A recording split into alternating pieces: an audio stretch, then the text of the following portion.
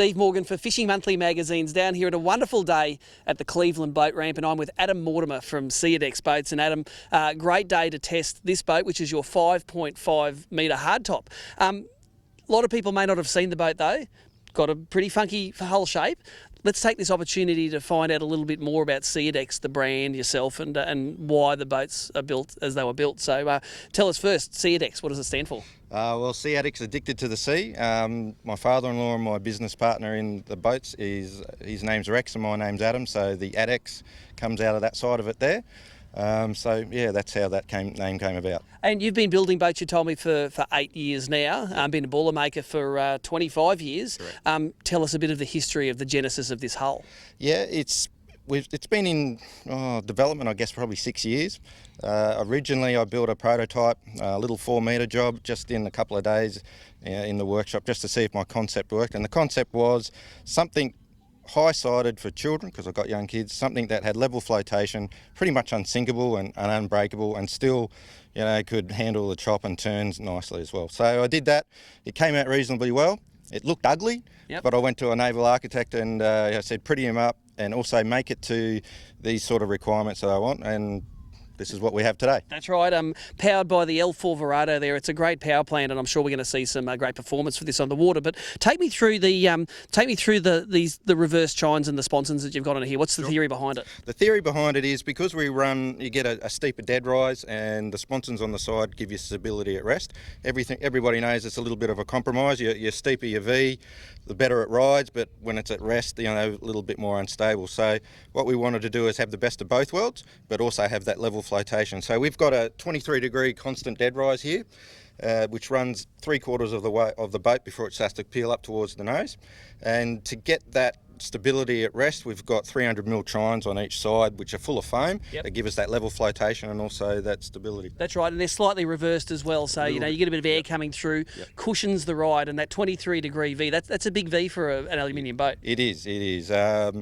And it's not until you actually get in it, ride it and appreciate it, and when it starts eating the chop up, what you're actually sitting in there. Now this strong as nails aluminium boat, all self-draining scuppered floors, built for commercial as well as recreational use? Yeah, absolutely. That was one of the reasons why we spent quite a bit of time in developing the hull shape with the architect, is so that we could put it into survey if we wanted.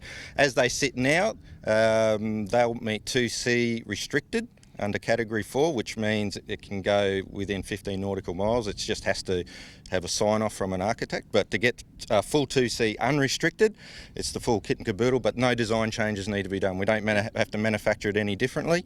So even if, I guess the peace of mind, what it means is, even if you not have anything to do with a survey and it's just recreational, you're getting a boat that is built to those specs. That's right, and looking at it, the amount of foam flotation that's in these things, basically unsinkable. Very much so. You could rattle a machine gun into it and nothing will happen to it. Tell us about the amount of, you're telling me there was 2 cubic metres of foam flotation in this craft, is that true? Yeah, that's true. To meet the requirements, it only needed a cubic metre, but we were able to squeeze 2 cubes in there. So pretty much any void that wasn't going to be utilised in the build got foam in it. And not just any foam, it's proper survey Michelin approved foam, so it doesn't absorb water, it doesn't, you know, it's fuel and oil retardant. That's right. Yep. So. When we were talking about the performance of this boat, and we're going to see some clips of how this runs on the water soon, it's you say it's definitely not a speed boat, but it will, when it gets nasty, you stay out there fishing too long, it's going to get you back comfortably. Absolutely. And explain that ride to me. Okay, so it's basically, if you've ever been caught outside and you're coming back through Moreton Bay and you've got that short, sharp, horrible chop, 1.5 metres, 2 We all know it. Yeah, it's blowing 20, 25, sometimes 30. Instead of having to back off and be really careful about plodding your way through it, it'll cruise nicely on 25, 28 knots, nice and comfortable, and still get you home in a nice, quick space without scaring the life out of mum and the kids. Yeah, that's right. It seems very much to be a family-oriented boat that you can do some serious fishing and some serious commercial work in. Now, all of these, I see there, you've got a couple of boats here today. They're on a variety of trailers. Yes. You can put these on any trailer, basically with any motor that the customer wants? Yeah, absolutely. I mean, we do. There's a couple of vendors that have really looked after us, and we have quite strong alliances with them. But yeah, I mean, we're a company-focused business. So a customer-focused business. What the customer wants, if they've got a particular brand they like, then that's what they get. Yeah, that's right. And it's always good dealing with these the smaller boat manufacturers. The smaller a manufacturer is, the more they're willing to talk to you about maybe some customisation, or Absolutely. if you want things here or there, ever. And of Absolutely. course, you guys you've been working in the industry for 25 years. You know how to make things out of aluminium. Yeah, that's right. I mean, we get to the point where when it comes to putting boarding ladders on the transom, we get the customer down and we get them to actually board the boat, find out where their hands naturally lie, and that's where we'll put the grab rails, because everyone's different. That's right. So a true custom aluminium boat in all senses of the word. More information on the SeaAdex boats. Got a website that people can go to? Yeah, absolutely. www.seaadex.com.au, or you can give us a call anytime. All our information's there. Look us up on Facebook. Also, just pop down to the workshop. That's right. We're open all the time. And I'm sure if you get orders and you want to check on how the boat's going, it's an open shop. It's at Capella Bay, your workshop? Yes, yeah, in Moreton Bay Road, right in the middle of Capella Bay. And we actually encourage the clients to come down, have a look under the floor, see what's actually in their boat, have a look at the ones before that we've built, just before they hand over their hard-earned money. But we also have these demo boats. Yep. We've purposely built these so that we can take people out and they can see it firsthand what they want. There you go. In the boating industry, it's often hard to get a ride in a boat before you buy one, but come and see Adam and the guys. You can see the boats being made. You can take them for a ride and experience the SeaAdex for yourself. So, mate, let's go and we'll give it a crack now. No worries, that'd be great.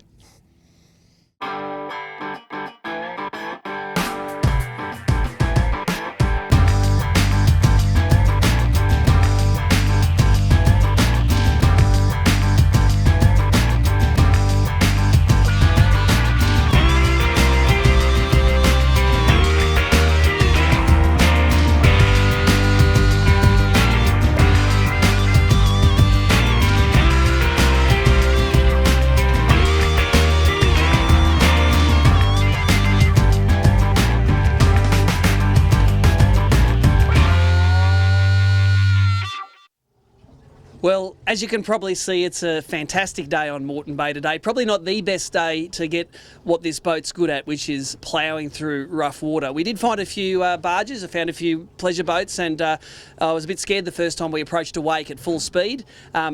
Normally in an aluminium boat, I'm sitting there, I'm lifting myself off the seat, bracing myself, you know what I'm talking about, waiting for it to land. But this boat lands very soft. It's that 23-degree dead rise, chops through, the reverse chines, gives that little bit of air under the boat, lands very soft. So I suppose looking at a picture of this boat in the magazine or on the internet, you never really get that feel for the ride, but definitely a very soft landing, soft riding aluminium boat. And I'll go as far as to say it lands as softly as a glass boat. Top speed for this rig with the 200 Verado on the back came in at 70 kilometres an hour, so definitely not a speedboat. It's only propped to handle this rough water. Revved out to 6,100 RPM, but importantly, at cruising speed, it sits on around 1.7 kilometres per litre of fuel burnt, which is quite economical, and it's an important choice when you're buying a boat of this size. You don't want to be going 1 kilometre per litre of fuel burned. It makes a big difference to your budget at the end of the month.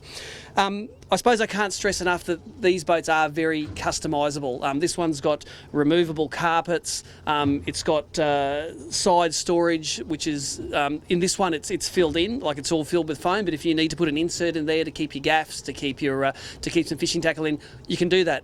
Same with the day storage in the sides. At the moment, this is covered over with some like webbing material.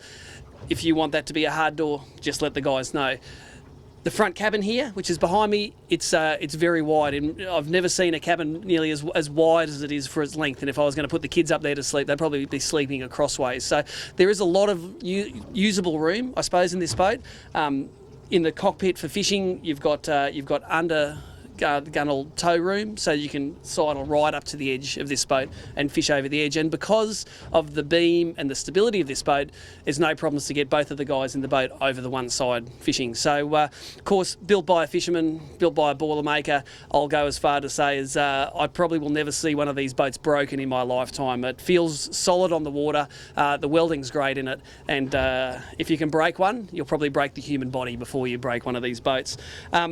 The best thing you can do is, if you're interested in a SeaAdex boat, go and see the guys, very approachable guys. Take one for a test drive. As tested, this boat with the Garmin sounder, with the Vessel View Verado on the back, $76,000 for this hardtop model.